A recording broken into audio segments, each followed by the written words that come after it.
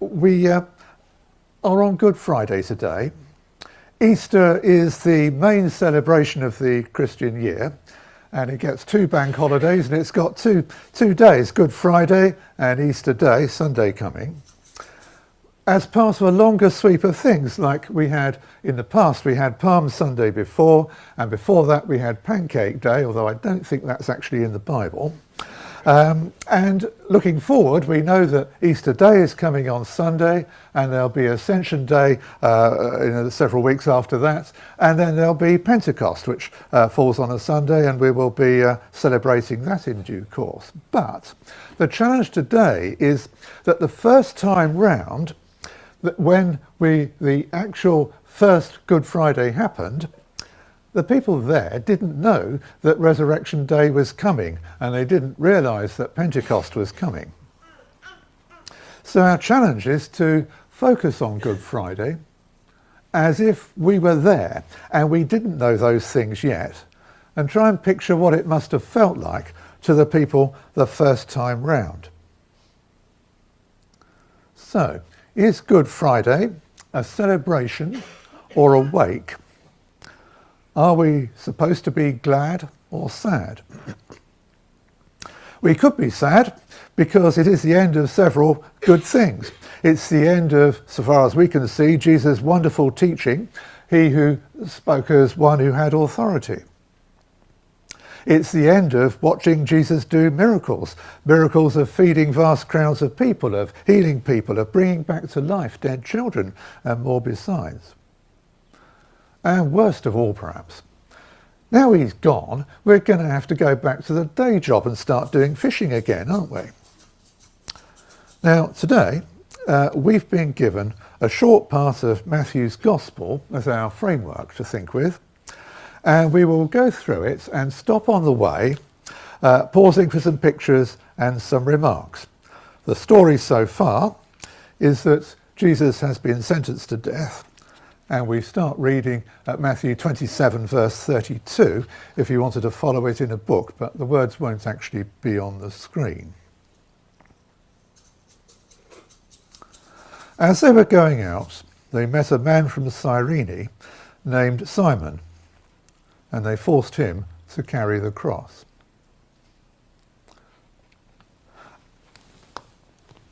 And here's a picture of that scene. Cyrenaica today is part of Libya, halfway along the Mediterranean relative to where Israel is.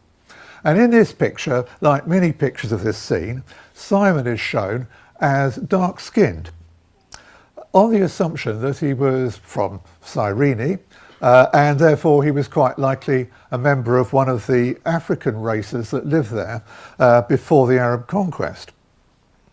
But whether he was in fact a black African man, or a Jewish man, or a white European, or whatever else he might have been, the picture served to show that salvation is for all people, of all colours and all races, everywhere, and all time as well.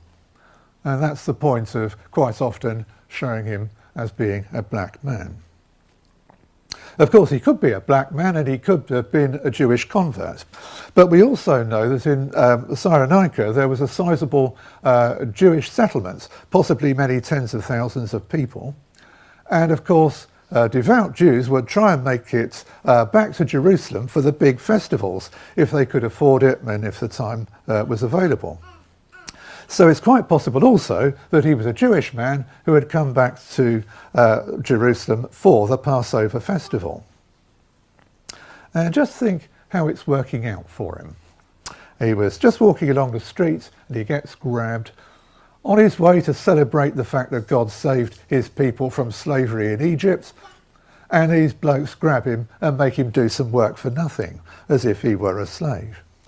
And they make him carry this cross, the cross which is the cross on which Jesus will die, as the real Passover lamb, the one that will take away the sin of the world and will set all people everywhere free, of every colour and every tribe and every nation. And it gets him a place in pictures all down the centuries.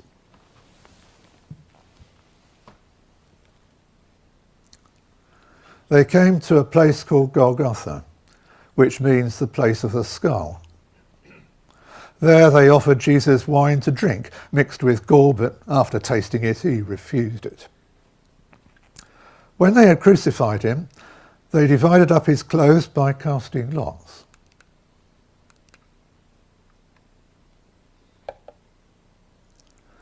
These soldiers were entitled, as usual, to salvage what they could from the situation for their own benefit.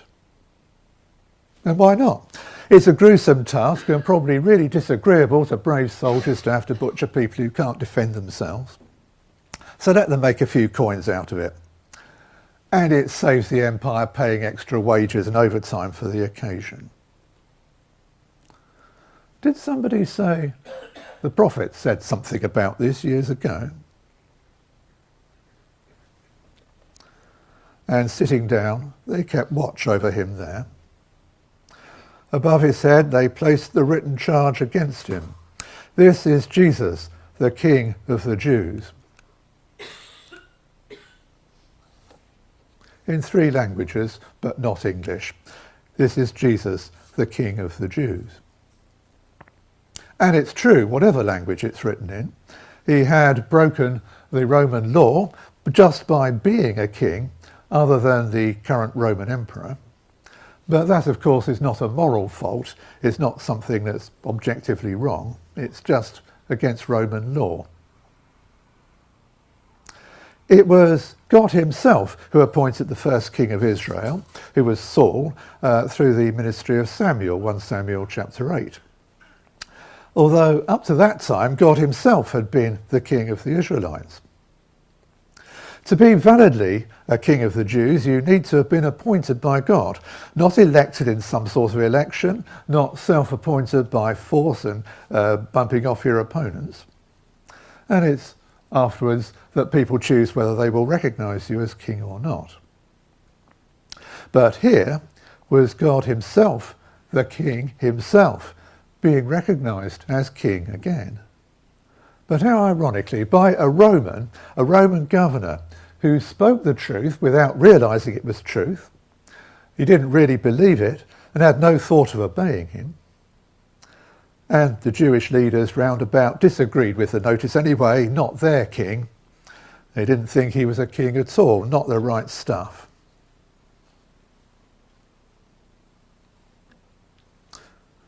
Two rebels were crucified with him, one on his right and one on his left.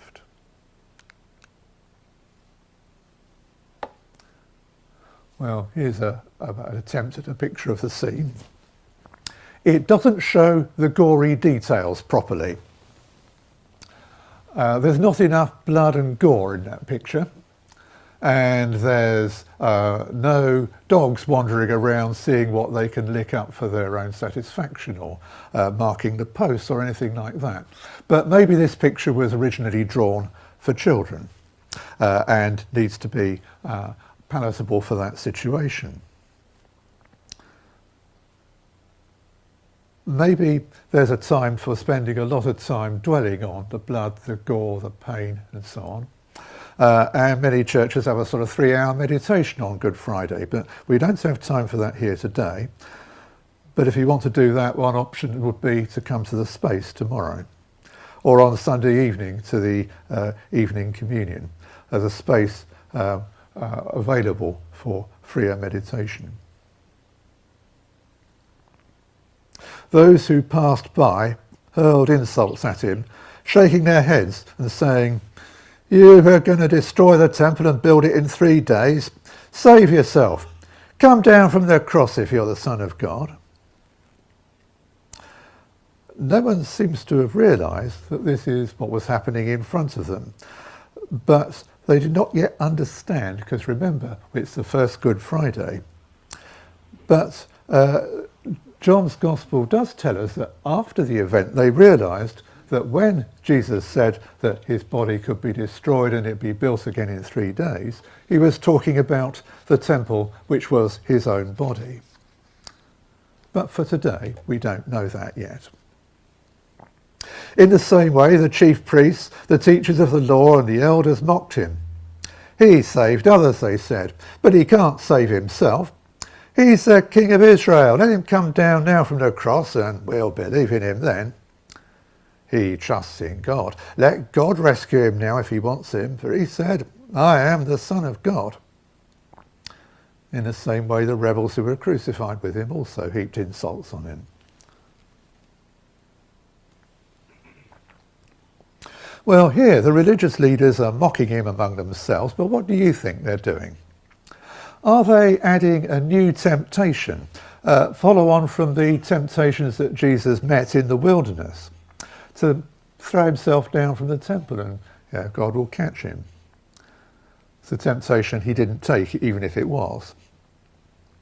Are they trying to convince themselves that they've done something good? Time is coming when people will persecute you and think they are serving God, Jesus said. Are they deliberately not understanding his teaching and miracles? And they must know that what they did was irregular in procedure, and they must have known, surely they must have known, that they harboured a little jealousy towards him. Did somebody say the prophets said something about that? One aspect of mankind's sinful nature that affects all of us really is that we have a capacity to think of things that are actually wrong as being really dreadful when someone else does them. But when we do, then they're all right really. Anyway, presumably these people who were mocking him toddled off to the temple eventually and made the usual annual Passover sacrifice.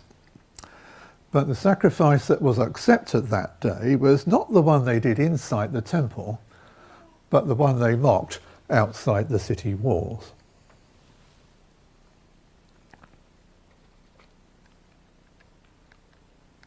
From noon until 3 in the afternoon, darkness came over all the land.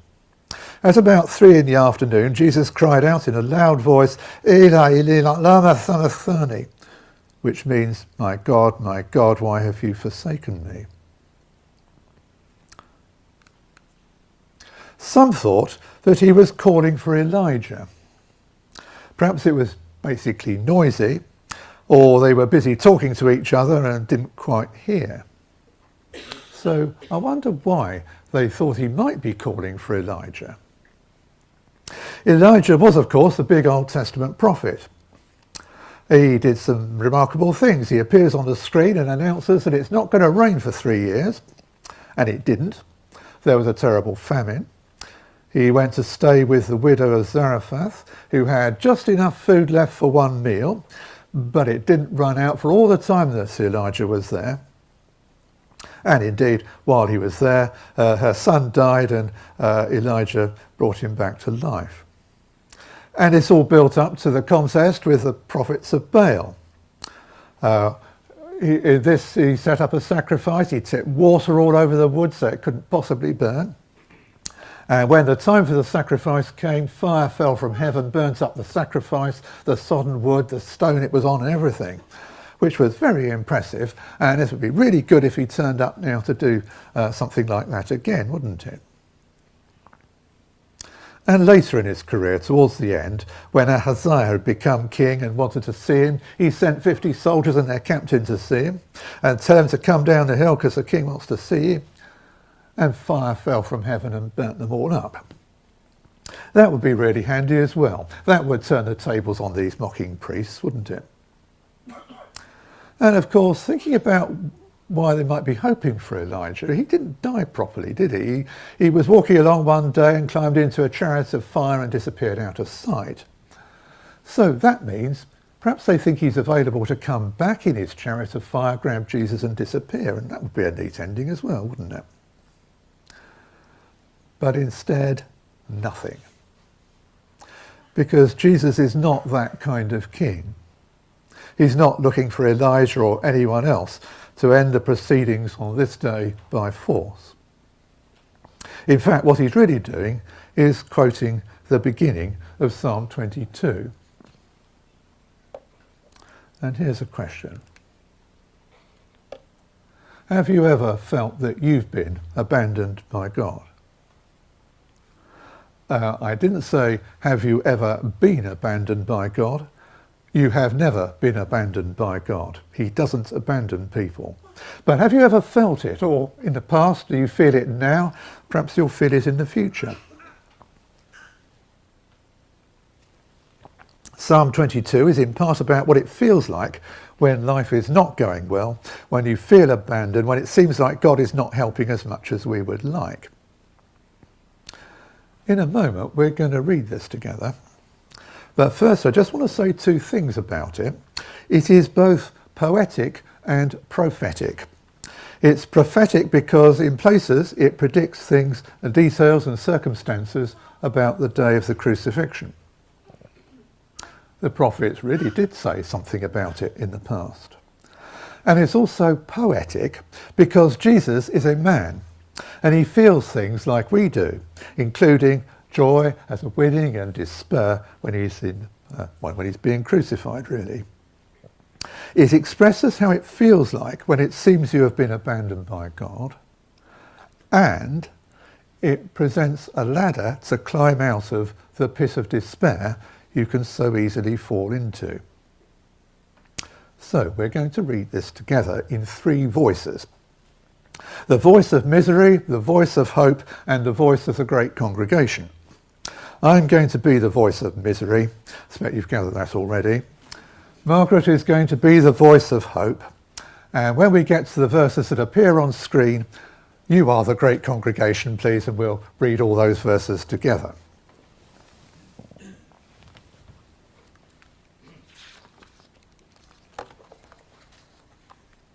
So are we ready then? My God, why have you forsaken me? Why are you so far from saving me, so far from my cries of anguish? My God, I cry out by day, but you do not answer. By night, but I find no rest. Yet you are enthroned as the Holy One. You are the one Israel praises. In you our ancestors put their trust. They trusted and you delivered them. To you they cried out and were saved. In you they trusted and were not put to shame. But I am a worm and not a man, scorned by everyone, despised by the people. All who see me mock me. They hurl insults, shaking their heads. He trusts in the Lord, they say. Let the Lord rescue him. Let him deliver him, since he delights in him. Yet you brought me out of the womb. You made me trust in you, even at my mother's breast. From birth I was cast on you. From my mother's womb you have been my God. Do not be far from me, for trouble is near and there's no one to help. Many bulls surround me, strong bulls of Bashan encircle me. Roaring lions that tear their prey open their mouths wide against me. I'm poured out like water and all my bones are out of joint. My heart has turned to wax, it's melted within me. My mouth is dried up like a potsherd and my tongue sticks to the roof of my mouth. You lay me in the dust of death. Dogs surround me, a pack of villains encircles me. They pierce my hands and my feet. All my bones are on display. People stare and gloat over me. They divide my clothes among them and cast lots for my garment. But you, Lord, do not be far from me. You are my strength. Come quickly to help me. Deliver me from the sword, my precious life from the power of the dogs. Rescue me from the mouth of the lions. Save me from the horns of the wild oxen. I will declare your name to my people. In the assembly I will praise you. You who fear the Lord, praise him. All you descendants of Jacob, honor him. Revere him, all you descendants of Israel. And together, the voice of the great congregation, the voice of the people, as per the screen. For he has not despised or scorned the suffering of the afflicted one. He has not hidden his face from him. but has listened to his cry for help. From you comes the theme of my praise in the great assembly. Before those who fear you, I will fulfill my vows. The poor will eat and be satisfied. Those who seek the Lord will praise him. May your hearts live forever. All the ends of the earth will remember and turn to the Lord, and all the families of the nations will bow down before him. For dominion belongs to the Lord, and he rules over the nations. All the rich of the earth will feast and worship. All who go down to the dust will kneel before him. Those who cannot keep themselves alive. Posterity will serve him. Future generations will be told about the Lord. They will proclaim his righteousness, declaring to a people yet unborn, he has done it.